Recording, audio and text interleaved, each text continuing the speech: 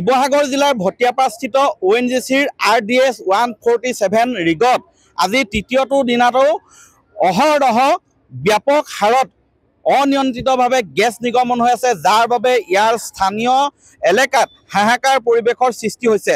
ONGCয়ে চূড়ান্তভাৱে ব্যৰ্থ হৈছে গেছ নিৰ্গমন ৰোধ কৰাৰ ক্ষেত্ৰত। তেওঁলোকে প্ৰকৃত ছবিখন আচলতে দেখুৱাবলৈও বাধা প্ৰদান কৰিছে, সাংবাদিককো প্ৰৱেশত বাধা দিছে সেই এলেকালৈ। আৰু স্থানীয় যিসকল লোক আছে তেওঁলোক অধিক সমস্যাৰ সন্মুখীন হৈছে। এইসকল পৰিয়াল আজি তৃতীয় দিনাও তেওঁলোকে নিজৰ হেঁপাহৰ ঘৰখনত ভৰি থবলৈ সক্ষম হোৱা নাই, কাৰণ ONGCৰ গাফিলতিৰ বাবেই ONGCয়ে সঠিকভাৱে গেছ নিৰ্গমন ৰোধ কৰিব নোৱাৰাৰ বাবে আচলতে এইসকল ৰাইজ আজি সমস্যাত জৰ্জৰিত। তেওঁলোকে ঘৰখনলৈ যাব পৰা নাই আৰু ONGC কৰ্তৃপক্ষই যি ধৰণৰ তেওঁলোকক শিবিৰত যি ধৰণে আচলতে সাহায্য দিব লাগিছিলে, যিবিলাক সা সুবিধা দিব লাগিছিলে সেইবিলাক নিদিয়ে বুলি তেওঁলোকে খুব প্ৰকাশ কৰিছে। মই প্ৰথমে আপোনাৰ কাষলৈ আহিম, কি ক'ব মানে তেওঁলোকে আমাক একো সুবিধা দিয়া নাই। তেওঁলোকে এতিয়া DJP কিবা কিবি আহিছে, ONGC ওপৰলৈ আহিছে, আমাক পাব্লিকক বা আমাৰ ওচৰ চুবুৰীয়া কোনো সোধাই নাই। তেওঁলোকে কি হৈছে, আপোনালোকে কিবা খাবলৈ ববলৈ পাইছেনে, কিবা অসুবিধা হৈছেনে, তেওঁলোকে এতিয়ালৈকে আমাক একো খবৰ খাতি লোৱা নাই। পৰিৱেশটো মানে এনেকুৱা পৰিৱেশ বেয়া হৈছে, মানে গেছৰ কাৰণে বেয়া হৈছে, ধৰি লওক শব্দৰ কাৰণে বেয়া হৈছে পৰিৱেশ। পৰীক্ষা ল'ৰা ছোৱালীয়ে পঢ়িব পৰা নাই, শুব পৰা নাই, চকু আমনি কৰিছে, আমাৰ চকুৰ পৰা আমি চকু মেলিব পৰা নাই, গেছৰ পৰা উশাহ ল'ব পৰা নাই, এনেকুৱা আমাৰ বহুত অসুবিধা হৈছে। আমি গতিকেলৈ এতিয়া ভাবিছোঁ যে পাব্লিক আমি গোটেইখিনি ওলাই আহোঁ, ওলাই আহি আমি ইয়াত বেৰিকেড কৰিম বুলি ভাবিছোঁ।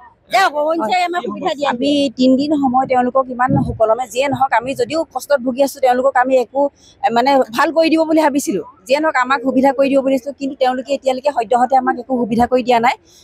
ডক্টৰ যিখিনি ট্ৰিটমেণ্ট দিব লাগে, ৰোগী মানে শিশুসকলেও বিশেষ কষ্টত ভুগিছে আৰু চকু ইনফেকশ্যন হোৱা দেখা গৈছে। আৰু কালি এজন হাৰ্টৰ পেচেণ্ট ঢুকাইছে। তেওঁলোকৰ যিখিনি আমি কষ্ট পাই আছোঁ, এতিয়া আমি নোৱাৰিম আৰু সহ্য কৰিব নোৱাৰিম, লাগিলে জুই জ্বলি যাবলৈ যাব। আমি ইয়াত যিয়ে নহওক গোটেই জনতা ওলাই আহিছোঁ, আমি হুলস্থুল কৰিমেই আৰু ইয়াত লাগিলে যি হয় হওক আৰু আমি এতিয়া হুলস্থুল কৰিমেই বুলি কৈছে। তেওঁলোকে কৈছে যে আমি বাহিৰৰ পৰা মানুহ আহিছোঁ, আপোনালোকৰ এই 2 দিনত ভাল হৈ যাব। কিন্তু আজি ৰাতিপুৱা বেছি মানে শব্দ উচ্চাৰণ আৰু প্ৰদূষণটো বেছি হৈছে, ক'লা ধোঁৱা ওলাইছে। সেইটো কাৰণে মানে আমি ভাবিছোঁ কি আমি এবাৰ আমি ব্ৰিগেড কৰিম।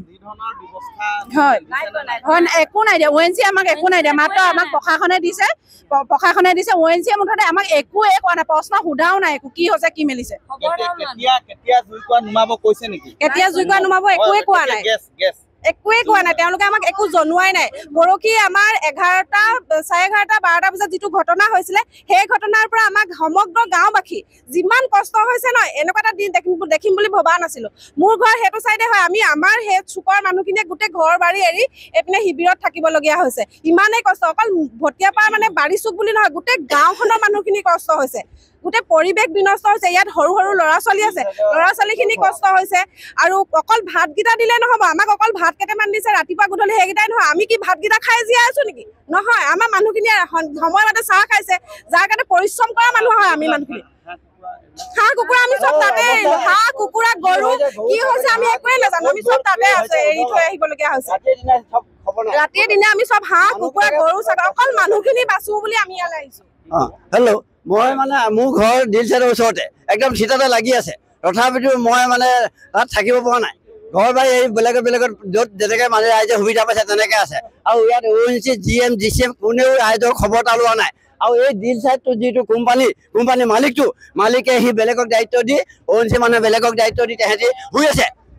এতিয়া তেল ওলালে ইয়াত আহিব, যেতিয়া জুই লাগিলে, গেছ ওলালে, তেওঁলোকে ইয়াত কোনো ৰাইজক খবৰ এটা লোৱা নাই। ৰাইজৰ কি বিলে হৈছে, গৰু ছাগলী ৰাইজৰ ক্ষোভ এইকাৰণে হৈছে, তেওঁলোকে কিন্তু আজি কালিলৈকে কোনো ধৰণৰ ইয়াত কোনো এটা প্ৰশ্ন ৰাইজে কৰা নাছিলে, কাৰণ শান্তিপূৰ্ণভাৱে যাতে তেওঁলোকে সোনকালে গেছ নিৰ্গমন ৰোধ কৰিব পাৰে তাৰ বাবে সম্পূৰ্ণ ৰাইজে পূৰ্ণ সহযোগিতা আগবঢ়াই আহিছে।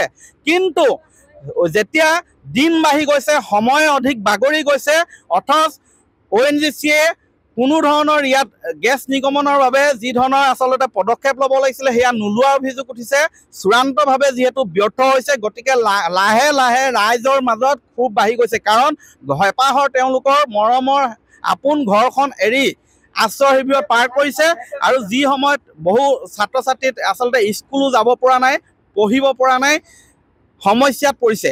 এই সমস্যা বুজ ল'বলৈ ONGC কৰ্তৃপক্ষই ইয়াত অহা নাই বুলি তেওঁলোকে ক্ষোভ প্ৰকাশ কৰিছে। ইয়াৰ উপৰিও কেতিয়া এই গেছ নিৰ্গমন আচলতে ৰোধ কৰিবলৈ বা বন্ধ কৰিবলৈ সক্ষম হ'ব সেই বিষয়ে কোনো ধৰণৰ তেওঁলোকে তথ্য সদৰি কৰিব পৰা নাই, যাৰ বাবে ক্ষোভিত হৈ পৰিছে স্থানীয় ৰাইজ। বাঘজান কাণ্ড পুনৰাবৃত্তি হৈছে, হ'ব নেকি, পুনৰ ইয়াত জুই লাগিব নেকি, তেনেধৰণৰ শংকাই আচলতে প্ৰকাশ কৰিছে স্থানীয় ৰাইজে। আপুনি বিচৰা বাতৰি পাব কেৱল নিউজ 18 এপত। নিউজ 18 এপ ডাউনলোড কৰিবলৈ স্কেন কৰক এই QR কোড। গুগল প্লে ষ্টৰতো পাব এই নিউজ 18 এপ।